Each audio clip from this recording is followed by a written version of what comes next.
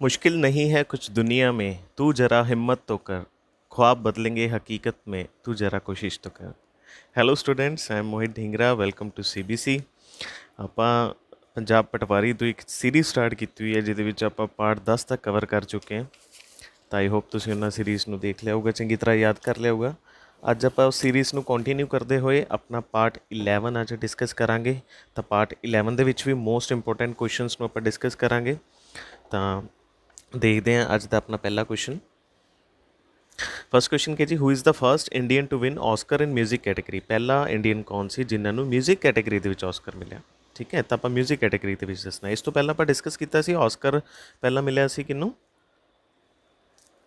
ਸੱਤਿਆਜੀਤ ਰੇ, ਜਿਨ੍ਹਾਂ ਨੂੰ ਆਨਰਰੀ ਅਵਾਰਡ ਮਿਲਿਆ ਸੀ ਲਾਈਫ ਟਾਈਮ ਅਚੀਵਮੈਂਟ ਦੇ ਵਿੱਚ। ਅਤੇ ਆਸਕਰ ਬਾਰੇ ਆਪਾਂ ਇਹ ਪੜ੍ਹਿਆ ਸੀ, ਇਹਨੂੰ ਕਿਹੜੀ ਏਜੰਸੀ ਦਿੰਦੀ ਹੈ। ਏਜੰਸੀ ਦਾ ਨਾਮ ਸੀ ਅਕੈਡਮੀ ਆਫ ਮੋਸ਼ਨ ਪਿਕਚਰਸ। ਇਹ ਵੀ ਯਾਦ ਰੱਖਣਾ ਹੈ, academy of motion picture arts and sciences.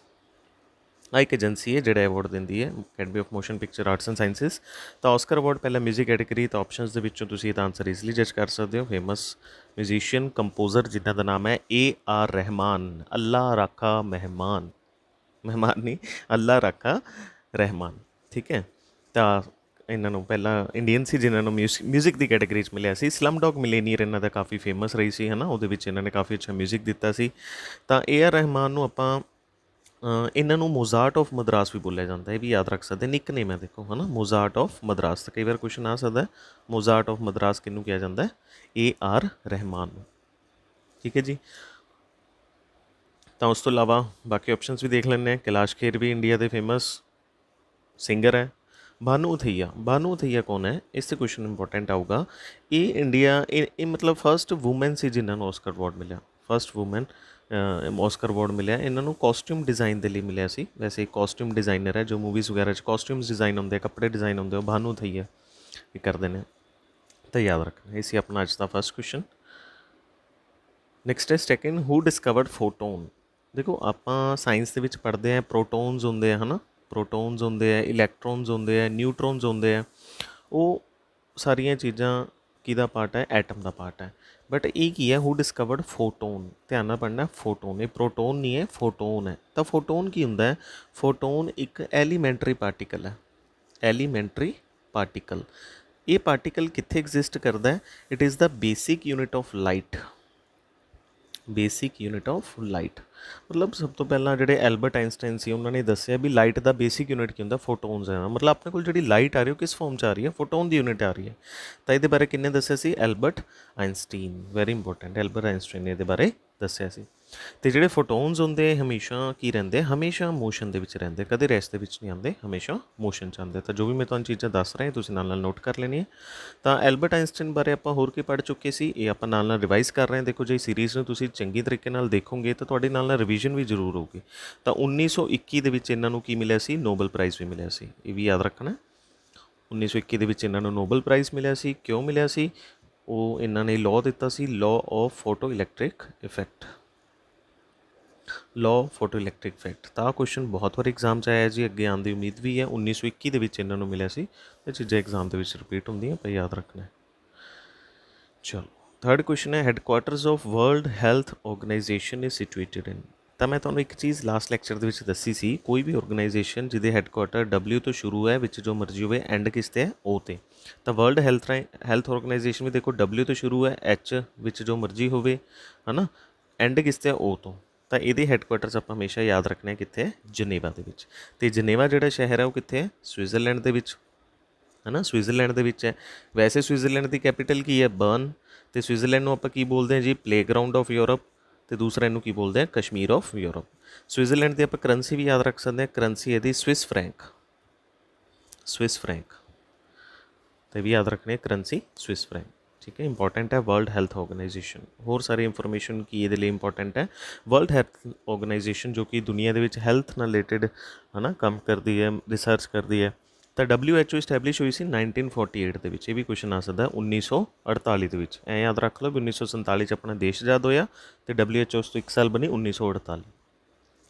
ਤਾਂ ਦੂਸਰਾ ਆਪਾਂ ਨੂੰ ਇਹਦੇ ਪੁੱਛ ਸਕਦੇ ਹੈੱਡ ਕੌਣ ਹੈ ਜੀ, ਹੈੱਡ ਹੈ ਇਹਦੇ ਵੈਰੀ ਇੰਪੋਰਟੈਂਟ ਟੈਡਰੋਸ ਅਧਾਨੋਮ। WHO ਦੇ ਹੈੱਡ ਹੈ ਟੈਡਰੋਸ ਅਧਾਨੋਮ, ਵੈਰੀ ਵੈਰੀ ਇੰਪੋਰਟੈਂਟ, ਇਹ ਵੀ ਪੁੱਛ ਸਕਦੇ ਨੇ। ਪ੍ਰੈਜ਼ੀਡੈਂਟ ਕਹਿ ਸਕਦੇ, ਹੈੱਡ ਕਹਿ ਸਕਦੇ ਹਾਂ ਟੈਡਰੋਸ ਅਧਾਨੋਮ। ਬਾਕੀ ਆਪਸ਼ਨਸ ਚੱਲਦੇ हैं। ਹੀਗ ਇੱਕ ਸ਼ਹਿਰ ਹੈ, ਕਿੱਥੇ ਹੈ ਇਹ? ਨੀਦਰਲੈਂਡ ਦੇ ਵਿੱਚ। ਇਹ ਯੂਰੋਪੀਅਨ ਕੰਟਰੀਜ਼ ਹੈ, ਨੀਦਰਲੈਂਡ ਦੇ ਵਿੱਚ ਇੱਕ ਸ਼ਹਿਰ ਹੈ ਹੀਗ। ਇਹ ਕਿਉਂ ਇੰਪੋਰਟੈਂਟ ਹੈ? ਬਿਕੋਜ਼ ਇੱਥੇ ਇੱਕ ਬਹੁਤ ਹੀ ਜ਼ਿਆਦਾ ਇੰਪੋਰਟੈਂਟ ਏਜੰਸੀ ਦੇ ਹੈੱਡਕੁਆਟਰ ਹੈ, ਉਸ ਏਜੰਸੀ ਦਾ ਨਾਮ ਹੈ ICJ। ICJ ਦਾ ਮਤਲਬ ਕੀ ਹੈ? International court of justice. International court of justice. ਹੁਣ ਦੇਖੋ ਇਹਨੂੰ ਆਪਾਂ ਕਿਵੇਂ ਯਾਦ ਰੱਖਣਾ। ਕੋਰਟ ਦੇ ਵਿੱਚ ਕੀ ਹੈ? ਜਸਟਿਸ ਦਿੱਤਾ ਜਾਂਦਾ। ਹੁਣ ਕਿਸੇ ਨੂੰ ਕੋਰਟ ਦੇ ਵਿੱਚ ਜਸਟਿਸ ਮਿਲਿਆ ਅਤੇ ਉਹਨੂੰ ਫਾਂਸੀ ਦੀ ਸਜ਼ਾ ਸੁਣਾਈ ਗਈ, ਹੈ ਨਾ। ਤਾਂ ਫਾਂਸੀ ਨੂੰ ਆਪਾਂ ਕੀ ਕਹਿੰਦੇ ਹਾਂ? ਫਾਂਸੀ ਨੂੰ ਇੰਗਲਿਸ਼ 'ਚ ਆਪਾਂ ਕਹਿੰਦੇ ਹਾਂ ਹੈਂਗ ਕਰਤਾ, ਉਸ ਪਰਸਨ ਨੂੰ ਹੈਂਗ ਕਰਤਾ। ਤਾਂ ਹੈਂਗ ਤੋਂ ਯਾਦ ਰੱਖਣਾ ਹੇਗ। ਅਤੇ ਹੇਗ ਸ਼ਹਿਰ ਕਿੱਥੇ ਹੈ? ਨੀਦਰਲੈਂਡ ਦੇ ਵਿੱਚ। ਤਾਂ ਹੁਣ ਜੇ ਆਪਾਂ ਕਿਸੇ ਕੰਟਰੀ ਦਾ ਨਾਮ ਬੋਲਿਆ, ਮੈਂ ਤੁਹਾਨੂੰ ਦੱਸਿਆ ਸੀ ਕਿਸੇ ਕੰਟਰੀ ਜਾਂ ਕਿਸੇ ਸਟੇਟ ਦਾ ਨਾਮ ਬੋਲਾਂਗੇ ਤਾਂ ਆਪਾਂ ਉਹਦੀ ਕੈਪੀਟਲ ਜ਼ਰੂਰ ਨਾਲ ਬੋਲਾਂਗੇ ਅਤੇ ਯਾਦ ਰੱਖਾਂਗੇ। ਨੀਦਰਲੈਂਡ ਦੀ ਕੈਪੀਟਲ ਹੈ ਜੀ ਐਮਸਟਰਡਮ। ਐਮਸਟਰਡੈਮ ਨੀਦਰਲੈਂਡ ਦੀ ਕੈਪੀਟਲ ਹੈ ਐਮਸਟਰਡੈਮ। ਅੱਛਾ, ਬਾਕੀ ਆਪਸ਼ਨਸ ਚੱਲਦੇ ਆ। ਓਸਲੋ ਕਿਹਦੀ ਕੈਪੀਟਲ ਹੈ? ਓਸਲੋ ਕੈਪੀਟਲ ਹੈ ਜੀ ਨੌਰਵੇ ਦੀ, ਵੈਰੀ ਇੰਪੋਰਟੈਂਟ, ਨੌਰਵੇ। ਹੁਣ ਇਹ ਕਿਉਂ ਇੰਪੋਰਟੈਂਟ ਹੈ? ਬਿਕੋਜ਼ ਓਸਲੋ ਨੌਰਵੇ ਦੇ ਵਿੱਚ ਕੀ ਮਿਲਦਾ? ਇੱਥੇ ਮਿਲਦਾ ਨੋਬਲ ਪੀਸ ਪ੍ਰਾਈਜ਼, ਨੋਬਲ ਸ਼ਾਂਤੀ ਪੁਰਸਕਾਰ ਮਿਲਦਾ ਹੈ। ਵੈਰੀ ਇੰਪੋਰਟੈਂਟ, ਓਸਲੋ ਨੌਰਵੇ ਦੇ ਵਿੱਚ, ਵੈਰੀ ਇੰਪੋਰਟੈਂਟ। ਬਾਕੀ ਜਨੇਵਾ ਨੂੰ ਆਪਾਂ ਡਿਸਕਸ ਕਰ ਹੀ ਲਿਆ। ਨਿਊਯਾਰਕ ਦੇ ਵਿੱਚ ਕਿਹਦੇ ਹੈੱਡਕੁਆਟਰਸ ਹੈ? UNO ਦੇ। UNO ਮਤਲਬ ਯੂਨਾਈਟਿਡ ਨੇਸ਼ਨਸ ਆਰਗੇਨਾਈਜੇਸ਼ਨ। ਕਦੋਂ ਬਣੀ ਸੀ? 24 ਅਕਤੂਬਰ 1945। ਇਹਦੇ ਹੈੱਡਕੁਆਟਰ ਹੈ ਜੀ ਨਿਊਯਾਰਕ ਦੇ ਵਿੱਚ। ਨੈਕਸਟ ਆਪਣਾ ਫੋਰਥ ਕੁਐਸਚਨ ਹੈ, who was the first Indian governor of RBI। ਦੇਖੋ ਇੰਪੋਰਟੈਂਟ ਚੀਜ਼ ਕੀ ਯਾਦ ਰੱਖਣੀ ਹੈ? ਅਤੇ ਇੰਡੀਅਨ ਗਵਰਨਰ ਆਫ RBI। ਤਾਂ ਇਹਨਾਂ ਦਾ ਨਾਮ ਹੈ ਜੀ ਸੀ ਆਪਸ਼ਨ ਕੀ ਹੈ? CD Deshmukh, very important. CD Deshmukh ਇਹ ਕੌਣ ਸੀ? ਪਹਿਲੇ ਇੰਡੀਅਨ ਗਵਰਨਰ ਸੀ RBI ਦੇ। ਇਹਨਾਂ ਨੂੰ 1943 ਦੇ ਵਿੱਚ ਬਣਾਇਆ ਗਿਆ ਸੀ ਰਿਜ਼ਰਵ ਬੈਂਕ ਆਫ ਇੰਡੀਆ, ਜੋ ਕਿ ਆਪਣੇ ਇੰਡੀਆ ਦਾ ਸੈਂਟਰਲਾਈਜ਼ ਬੈਂਕ ਹੈ। 1943 ਦੇ ਵਿੱਚ ਇਹਨਾਂ ਨੂੰ ਬ੍ਰਿਟਿਸ਼ ਹਕੂਮਤ ਨੇ ਕੀ ਬਣਾਇਆ ਸੀ? ਫਰਸਟ ਇੰਡੀਅਨ ਗਵਰਨਰ ਬਣਾਇਆ ਸੀ CD ਦੇਸ਼ਮੁਖ, ਜੋ ਕਿ ਇੰਡੀਆ ਦੇ ਇੱਕ ਸਿਵਲ ਸਰਵੈਂਟ ਵੀ ਸੀਗੇ CD ਦੇਸ਼ਮੁਖ। ਇਹ ਆਪਣੇ ਇੰਡੀਆ ਦੇ ਫਾਈਨਾਂਸ ਮਿਨਿਸਟਰ ਵੀ ਰਹਿ ਚੁੱਕੇ ਨੇ, ਠੀਕ ਹੈ, ਇੰਪੋਰਟੈਂਟ ਹੈ। ਅੱਛਾ, ਬਾਕੀ ਆਪਸ਼ਨਸ ਨੂੰ ਦੇਖਦੇ ਹਾਂ ਵੀ ਕਾਫੀ ਜ਼ਿਆਦਾ ਇੰਪੋਰਟੈਂਟ ਆਪਸ਼ਨਸ ਹੈ। ਜਿਵੇਂ ਸੈਕਿੰਡ ਆਪਸ਼ਨ ਕੀ ਹੈ? ਚਲੋ ਪਹਿਲਾਂ ਫਸਟ ਆਪਸ਼ਨ ਦੇਖਦੇ ਹਾਂ। ਫਸਟ ਆਪਸ਼ਨ ਕੀ ਹੈ? ਰਘੂਰਾਮ ਰਾਜਨ। ਇਹ ਵੀ ਆਪਣੇ RBI ਦੇ ਗਵਰਨਰ ਰਹਿ ਚੁੱਕੇ ਨੇ। ਰਘੂਰਾਮ ਰਾਜਨ ਦੀ ਆਪਾਂ ਨੂੰ ਇੱਕ ਬੁੱਕ ਪੁੱਛੀ ਜਾਂਦੀ ਹੈ, ਬੁੱਕ ਦਾ ਨਾਮ ਕਾਫੀ ਇੰਪੋਰਟੈਂਟ ਹੈ, ਦ ਥਰਡ ਪਿੱਲਰ। ਵੈਰੀ ਇੰਪੋਰਟੈਂਟ, ਦ ਥਰਡ ਪਿੱਲਰ। ਇਹ ਬੁੱਕ ਜ਼ਰੂਰ ਐਗਜ਼ਾਮ 'ਚ ਪੁੱਛੀ ਜਾਂਦੀ ਹੈ। ਕਿੰਨੇ ਲਿਖੀ ਹੈ? ਰਘੂਰਾਮ ਰਾਜਨ। ਇਸ ਤੋਂ ਇਲਾਵਾ ਸੈਕਿੰਡ ਆਪਸ਼ਨ ਕੀ ਹੈ? Sir Osborne Smith. ਇਹਨਾਂ 'ਤੇ ਕੀ ਕੁਐਸਚਨ ਆਊਗਾ? ਔਸਬੋਰਨ ਸਮਿਥ ਕੌਣ ਸੀ? First governor of RBI, very important. ਹੁਣ ਦੇਖੋ ਇਹਨੂੰ ਕੀ ਯਾਦ ਕੀ ਰੱਖਣੀ ਹੈ ਚੀਜ਼। ਜੇ ਤਾਂ ਕੁਐਸਚਨ ਆਵੇ ਫਰਸਟ ਗਵਰਨਰ ਆਫ RBI ਤਾਂ ਆਪਣਾ ਆਨਸਰ ਹੋ ਜਾਊਗਾ ਔਸਬੋਰਨ ਸਮਿਥ।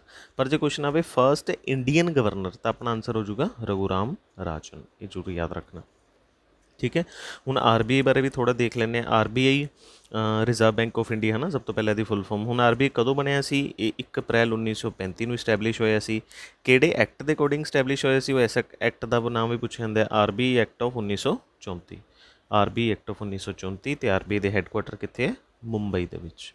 ਵੈਸੇ RBI ਨੂੰ ਕਈ ਵਾਰੀ ਮਿੰਟ ਸਟਰੀਟ ਵੀ ਬੋਲ ਦਿੱਤਾ ਜਾਂਦਾ। ਮਿੰਟ ਸਟਰੀਟ ਇਹ ਆਪਣੇ ਇੰਡੀਆ ਦੇ ਵਿੱਚ ਜਿਹੜਾ ਕਰੰਸੀ ਫਲੋ ਹੈ ਉਹਨੂੰ ਮੇਨਟੇਨ ਕਰਕੇ ਰੱਖਦਾ ਹੈ, ਮੋਨੀਟਰੀ ਪੋਲਿਸੀਜ਼ ਬਣਾਉਂਦਾ ਹੈ। ਕੌਣ ਕਰਦਾ ਇਹ? RBI। ਮਿੰਟ ਸਟਰੀਟ ਵੀ ਬੋਲ ਦਿੱਤਾ ਜਾਂਦਾ ਇਹਨੂੰ ਜਿਵੇਂ। ਬਾਕੀ ਉਰਜੀਤ ਪਟੇਲ ਵੀ ਕੀ ਹੈ?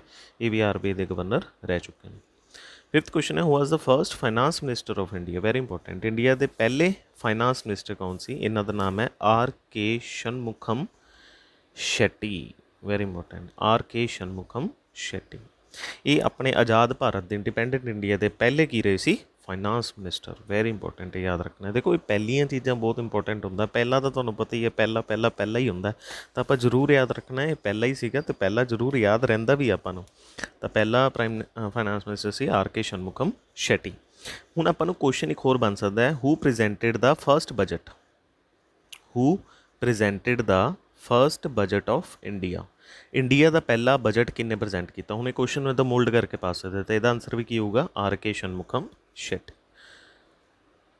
ਚਲੋ ਬਾਕੀ ਆਪਸ਼ਨਸ ਦੇਖ ਲੈਂਦੇ ਹਾਂ। ਮੁਰਾਰਜੀ ਦੇਸਾਈ। ਹੁਣ ਇਹਨਾਂ 'ਤੇ ਕੁਐਸਚਨ ਕੀ ਆਊਗਾ? Morarji Desai is the oldest prime minister of India. ਸਭ ਤੋਂ ਵੱਧ ਉਮਰ ਦੇ ਵਿੱਚ 81 ਸਾਲ ਦੀ ਉਮਰ ਦੇ ਵਿੱਚ ਇਹ ਕੀ ਬਣੇ ਸੀ? ਪ੍ਰਾਈਮ ਮਿਨਿਸਟਰ ਬਣੇ ਸੀ ਮੁਰਾਰਜੀ ਦੇਸਾਈ, ਠੀਕ ਹੈ। ओल्डेस्ट प्राइम मिनिस्टर है। अच्छा जे क्वेश्चन आ जाए भी यंगेस्ट प्राइम मिनिस्टर, ये तुहानूं पता ही है जी, पहला भी आपां डिस्कस किया सी। यंगेस्ट प्राइम मिनिस्टर कौन है, कौन सीगे, राजीव गांधी। जो घੱਟ उम्र च बने सी वो सी राजीव गांधी, वेरी इंपॉर्टेंट। चलते जी 6 क्वेश्चन ते। The book cricket my style has been written by, books ते अपन क्वेश्चन जरूर आंदा है, तो क्रिकेट नाल रिलेटेड बुक है, तेनों ईजिली याद रख सकते हो। क्रिकेट माई स्टाइल बुक किने लिखी, Kapil Dev, Kapil Dev, very important, cricket my style. बाकी ऑप्शनस भी देख लें। फर्स्ट ऑप्शन की है सुनील गवास्कर, सुनील गवास्कर की बुक का नाम है सनी डेज, वेरी इंपॉर्टेंट। ये भी बुक बहुत बार एग्जाम पूछी जाती है, Sunny days, very very important. Imran Khan की बुक का नाम इमरान खान ही है, हूँ जो कि पाकिस्तान के प्राइम मिनिस्टर है, जो कि एक क्रिकेटर, पाकिस्तानी क्रिकेटर भी रह चुके हैं। उस तो बाद है मोहम्मद अजहरुद्दीन, मोहम्मद अजहरुद्दीन का एक निकनेम है, इन्हों का निकनेम की है, अजहर, अजहर। तो अजहर ही इन्हों की बुक का नाम भी है, तो अजहर ही इन्हों का निकनेम है। तो मोहम्मद अजहरुद्दीन की बुक का नाम है अजहर, जो कि उन्होंने बुक का नाम भी है, तो निकनेम भी है ना। निकनेम जे भी याद रखने पैंदे ने, यही एग्जाम च पूछे जाते हैं। अपने भी बहुत सारे निकनेम होंगे, कद्दू, पीलू, नीलू, तो इन्हों भी आप याद रखना है। 7th क्वेश्चन है जी, who was the first Indian to grace the cover of time magazine. देखो एक फेमस मैगजीन है अमेरिका की, ये वीकली न्यूज़पेपर है, काफ़ी फेमस है टाइम मैगजीन। हूँ मैगजीन के उत्ते एक कवर फोटो होंगी है, तो पहले इंडियन या पॉलिटिशियन कह सकते भी कौन सी ये, महात्मा गांधी। महात्मा गांधी भी टाइम मैगजीन के कवर के उत्ते इन्हों की पिक छप चुकी है। महात्मा गांधी की आटोबायोग्राफी आप याद की सी, आटोबायोग्राफी का नाम की है, my experiment with truth, my experiment with truth, very important. इन्हों की की है आटोबायोग्राफी, आत्मकथा, the story of my experiment with truth, है ना। महात्मा गांधी, इन्होंने होर किस नाम तो जाना जाता है, बापू जी भी कहने, तो फादर ऑफ द नेशन भी कहने महात्मा गांधी। सुभाष चंद्र बोस, सुभाष चंद्र बोस को किया जाता है नेता जी। अडोल्फ हिटलर ने इन्होंने कहा सी नेता जी सुभाष चंद्र बोस। नेता जी का मतलब तो आपको पता ही है जी, यानी कि एक परफेक्ट लीडर सीगे। जवाहर लाल नेहरू ते की क्वेश्चन आऊगा, first prime minister of India, first prime minister of India, India के पहले प्राइम मिनिस्टर। जो क्वेश्चन आ जाए longest tenure, longest tenure prime minister of India, मतलब किहड़े प्राइम मिनिस्टर से जिन्हों का कार्यकाल सब तो वध रहा, वो भी कौन है, जवाहर लाल नेहरू। बी आर अंबेडकर ते की क्वेश्चन आऊगा, इन्हों की कहते जी father of Indian constitution, polity ते क्वेश्चन आता है, फादर ऑफ इंडियन कॉन्स्टिट्यूशन, अपने संविधान के फादर किनू कहा जाता है, B R Ambedkar, very very important. चलो जी नैक्सट क्वेश्चन है, which dance form owns its origin to the state of Uttar Pradesh. Uttar Pradesh के किहड़ा डांस किया जाता है, तो इसका नाम है जी कथक, कथक। तो एक मैं तुहानूं नैक्सट सीरीज़ के एक ट्रिक भी दसूँगा भी किवें आपां इहनूं याद रखना है। हुण तुसीं सिंपल इहनूं इदां याद रखो, तुसीं इहनूं ऐ बोलना 4-5 बारी, कथक उत्तर, ठीक है। मैं बोलता कथक, तुसीं बोलना उत्तर। तो वीडियो नूं पॉज करो तो 4-5 बारी बोलो कथक उत्तर, कथक उत्तर, ठीक है, इस तरीके नाल। तो कथक कली, बाकी ऑप्शन देखते हैं। कथक कली, कथक कली कित्थे हुंदा है, केरल दे विच। तैनूं आपां करेले की कली तो याद रख सकते हैं, केरल दे विच हुंदा है कथक कली। भरतनाट्यम, भरतनाट्यम कित्थे हुंदा है, तमिलनाडु, वेरी इंपॉर्टेंट, तमिलनाडु। भरतनाट्यम हुंदा तमिलनाडु, तो मोहनी अट्टम कित्थे हुंदा है, मोहनी अट्टम भी केरल दे विच हुंदा है, वेरी इंपॉर्टेंट। ये कुछ डांस फॉर्म्स है आपां याद रखना, ठीक है जी। भरतनाडु किवें याद रखना है, इनू याद रखो भरतनाडु, तो इनू किवें याद रखना है, कथक उत्तर। भरतनाडु मतलब भरतनाट्यम कित्थे हुंदा, नाडु मतलब तमिलनाडु, कथक मतलब कथक, उत्तर मतलब उत्तर प्रदेश। तो उत्तर प्रदेश की है कैपिटल की है जी, उत्तर प्रदेश की किसी भी स्टेट के कंट्री का नाम लवांगे कैपिटल याद रखनी है, उत्तर प्रदेश की कैपिटल है लखनऊ। अपना जे लक अच्छा होगा अपन सारे उत्तर एग्जाम च आते होंगे, है ना, लखनऊ, वेरी इंपॉर्टेंट। चलते जी 9th क्वेश्चन पे, in which of the following fields Dhanvantari award is given. किहड़ी फील्ड के विच एक अवार्ड दिता जाता, उस अवार्ड का नाम है Dhanvantari award. Most important question, तो वैसे भी एक टॉपिक कवर हो रहा अपना जिहदे आपां एक अवार्ड दे देंगे, तो दस पूछा जाता भी ये अवार्ड किहड़ी फील्ड च दिता जाता है ना। तो बहुत सारे अवार्ड्स है, बहुत सारी उन्होंने फील्ड्स है। तो धनवंतरी वैसे आप दस दें भी धनवंतरी कौन सी, हिंदू गॉड ऑफ मैडिसिन मन्ने जाते हैं। धनवंतरी कौन मन्ने जाते, हिंदू गॉड ऑफ मैडिसिन।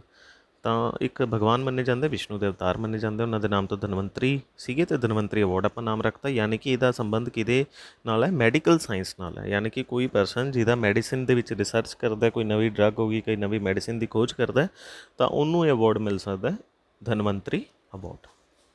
ਠੀਕ ਹੈ, ਹੁਣ ਬਾਕੀ ਆਪਸ਼ਨਸ ਵੀ ਦੇਖ ਲੈਂਦੇ ਹਾਂ। ਐਗਰੀਕਲਚਰ ਦੀ ਫੀਲਡ 'ਚ ਇੱਕ ਬਹੁਤ ਹੀ ਫੇਮਸ ਅਵਾਰਡ ਮਿਲਦਾ, ਉਹਦਾ ਨਾਮ ਹੈ ਜੀ Norman Borlaug award. Norman Borlaug award very important.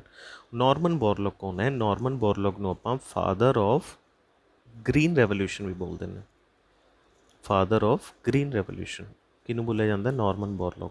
ਹਰਿਤ ਕ੍ਰਾਂਤੀ ਦੇ ਫਾਦਰ ਜਨਕ ਮੰਨੇ ਜਾਂਦੇ ਨੋਰਮਨ ਬੋਰਲੌਗ, ਤਾਂ ਕਰਕੇ ਉਹਨਾਂ ਦੀ ਯਾਦ ਦੇ ਵਿੱਚ ਅਵਾਰਡ ਦਿੱਤਾ ਜਾਂਦਾ ਨੋਰਮਨ ਬੋਰਲੌਗ ਅਵਾਰਡ ਐਗਰੀਕਲਚਰ ਦੀ ਫੀਲਡ 'ਚ। ਇਹਨਾਂ ਦੇ ਨਾਮ ਦੇ ਵਿੱਚ ਬਹੁਤ ਸਾਰੀ ਐਗਰੀਕਲਚਰ ਯੂਨੀਵਰਸਿਟੀਜ਼ ਵੀ ਹੈ, ਐਗਰੀਕਲਚਰ ਦੀ ਪੜ੍ਹਾਈ ਵੀ ਕੀਤੀ ਜਾਂਦੀ ਇਹਨਾਂ ਦੇ ਨਾਮ 'ਤੇ। Norman Borlaug. ਸਪੋਰਟਸ ਦੀ ਫੀਲਡ ਦੇ ਵਿੱਚ ਕਿਹੜੇ ਅਵਾਰਡ ਮਿਲਦੇ ਆਪਾਂ ਨੂੰ ਪਤਾ ਹੀ ਹੈ ਜੀ, ਬਹੁਤ ਸਾਰੇ ਅਵਾਰਡ ਹੈ, ਜਿਵੇਂ ਕਿ Rajiv Gandhi Khel Ratna award. Rajiv Gandhi Khel Ratna award very important, India ਦਾ ਫੇਮਸ ਅਵਾਰਡ ਹੈ। ਉਸ ਤੋਂ ਬਾਅਦ ਅਰਜੁਨ ਅਵਾਰਡ ਹੋ ਗਿਆ, ਹੈ ਨਾ, ਅਰਜੁਨ ਅਵਾਰਡ ਹੋ ਗਿਆ, ਇਹ ਕਾਫੀ ਫੇਮਸ ਅਵਾਰਡ ਹੈ, ਇਹ ਸਪੋਰਟਸ ਦੀ ਫੀਲਡ ਦੇ ਵਿੱਚ ਦਿੱਤੇ ਜਾਂਦੇ। ਤਾਂ ਚੱਲਦੇ ਜੀ ਅੱਜ ਦਾ ਆਪਣਾ last but not least question, national animal of UK. UK ਮਤਲਬ ਯੂਨਾਈਟਿਡ ਕਿੰਗਡਮ। ਤਾਂ ਯੂਕੇ ਦਾ ਜਿਹੜਾ ਨੈਸ਼ਨਲ ਐਨੀਮਲ ਹੈ ਉਹ ਕੀ ਹੈ? ਇਹ ਮੈਂ ਤੁਹਾਨੂੰ ਪਹਿਲਾਂ ਵੀ ਦੱਸਿਆ ਸੀ, ਇਹਦਾ ਆਨਸਰ ਇਹ ਆਪਸ਼ਨ ਹੈ ਲਾਇਨ। ਤਾਂ line is the answer of national animal of UK. Tiger ਆਪਾਂ ਨੂੰ ਪਤਾ ਹੀ ਹੈ ਜੀ, ਟਾਈਗਰ ਕਿਹਦਾ ਹੈ? ਟਾਈਗਰ ਇੰਡੀਆ ਦਾ ਹੈ, ਆਪਾਂ ਪਤਾ ਹੀ ਆਪਣਾ ਨੈਸ਼ਨਲ ਐਨੀਮਲ ਟਾਈਗਰ ਹੈ। ਕੰਗਾਰੂ ਵੀ ਆਪਾਂ ਨੂੰ ਈਜ਼ਲੀ ਦੱਸ ਸਕਦੇ ਹਾਂ, ਕੰਗਾਰੂ ਕਿਹਦਾ ਹੈ? ਆਸਟ੍ਰੇਲੀਆ ਦਾ। ਵੈਸੇ ਵੀ ਆਸਟ੍ਰੇਲੀਆ ਨੂੰ ਕੀ ਬੋਲਿਆ ਜਾਂਦਾ ਹੈ? Land of kangaroos. Land of kangaroos very important. Land of kangaroos ਬੋਲਿਆ ਜਾਂਦਾ ਹੈ ਆਸਟ੍ਰੇਲੀਆ ਨੂੰ। ਹੋਰ ਕੀ ਬੋਲਿਆ ਜਾਂਦਾ ਹੈ? ਲੈਂਡ ਆਫ ਜਾਂ ਫਿਰ ਆਈਲੈਂਡ ਕੌਂਟੀਨੈਂਟ ਵੀ ਬੋਲਿਆ ਜਾਂਦਾ, ਆਈਲੈਂਡ ਕੌਂਟੀਨੈਂਟ ਆਸਟ੍ਰੇਲੀਆ ਨੂੰ। ਆਸਟ੍ਰੇਲੀਆ ਦਾ ਇੱਕ ਹੋਰ ਨਾਮ ਵੀ ਹੈ, ਆਸਟ੍ਰੇਲੀਆ ਨੂੰ ਬੋਲਦੇ land of golden fleece. Land of golden fleece. ਤਾਂ ਤਿੰਨ ਨਾਮ ਯਾਦ ਰੱਖਣੇ ਹੈ, ਪਹਿਲਾ ਲੈਂਡ ਆਫ ਕੰਗਾਰੂਜ਼, ਦੂਸਰਾ ਆਈਲੈਂਡ ਕੌਂਟੀਨੈਂਟ, ਤੀਸਰਾ ਲੈਂਡ ਆਫ ਗੋਲਡਨ ਫਲੀਸ। ਇਹ ਤਿੰਨੋਂ ਨਾਮ ਆਸਟ੍ਰੇਲੀਆ ਦੇ। ਅਤੇ ਬੀਵਰ, ਬੀਵਰ ਕਿਹਦਾ ਨੈਸ਼ਨਲ ਐਨੀਮਲ ਹੈ? ਇਹ ਕੈਨੇਡਾ ਦਾ, ਕਿ ਕੈਨੇਡਾ ਦਾ? ਕੈਨੇਡਾ ਦਾ, ਕੈਨੇਡਾ ਦਾ ਨੈਸ਼ਨਲ ਐਨੀਮਲ ਹੈ ਬੀਵਰ। ਬੀਵਰ ਕੀ ਹੁੰਦਾ? ਇੱਕ ਮਤਲਬ ਇੱਕ ਤਰ੍ਹਾਂ ਦਾ ਇਹ ਚੂਹਾ ਟਾਈਪ ਜਿਹਾ ਹੀ ਹੁੰਦਾ ਹੈ ਨਾ, ਥੋੜ੍ਹਾ ਦੇਖ ਲਿਓ ਤੁਸੀਂ ਇਮੇਜਿਸ ਇਹਦੀਆਂ। ਬੀਵਰ ਇਹ ਕੈਨੇਡਾ ਦਾ। ਕੈਨੇਡਾ ਦੀ ਕੈਪੀਟਲ ਓਟਾਵਾ। ਆਸਟ੍ਰੇਲੀਆ ਦੀ ਕੈਪੀਟਲ ਕੀ ਹੈ ਜੀ? Canberra. India the new Delhi. And UK the capital ਹੈ ਲੰਡਨ। ਚਲੋ ਜੀ, ਆਈ ਹੋਪ ਤੁਸੀਂ ਇਸ ਸੀਰੀਜ਼ ਨੂੰ ਹੁਣ ਚੰਗੀ ਤਰ੍ਹਾਂ ਦੇਖਿਆ ਹੋਊਗਾ, ਕੁਐਸਚਨਸ ਨੂੰ ਯਾਦ ਕਰੋ, ਹੈ ਨਾ। ਦੈਨ ਇੰਪੋਰਟੈਂਟ ਕੁਐਸਚਨਸ ਹੈ, ਸਾਰੇ ਕੁਐਸਚਨ ਨੂੰ ਨਾਲ ਰਿਵਾਈਜ਼ ਕਰਿਆ ਕਰੋ, ਪੜ੍ਹਿਆ ਕਰੋ। ਮਿਲਦੇ ਜੀ ਆਪਣੇ ਨੈਕਸਟ ਪਾਰਟ ਦੇ ਵਿੱਚ। ਅੱਜ ਲਈ ਇੰਨਾ ਹੀ। Best of luck.